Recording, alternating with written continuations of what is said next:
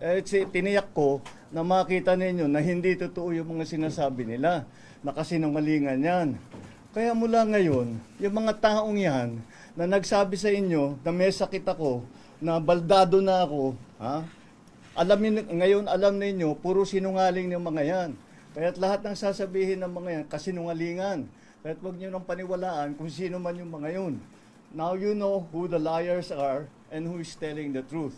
And once again, I think it's very, very easy and very clear that I'm in very, very good health. I just had my numbers are. I just had my regular blood test kasi nagpapaano ako ng vitamins and everything. And I'm fine. I'm really quite fine. The last time that I went to the hospital was to have my CAT scan to show na yung diverticulitis ko gumaling na. So that was what? 2.5, 3 months ago? Mga ganun. So that's all these reports of me going to the hospital. I haven't been to the hospital for 3 months, and even then it was just to have a CAT scan, because the CAT scan to tell my doctors if the diverticulitis has completely been fixed, and it was, and I'm done.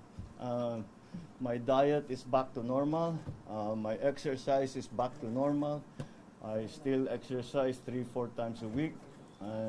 I'm watching my food better than before.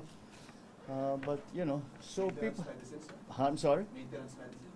Maintenance medicine for no. I have two.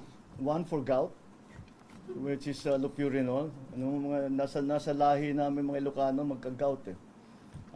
And the other is for high blood pressure, for hypertension.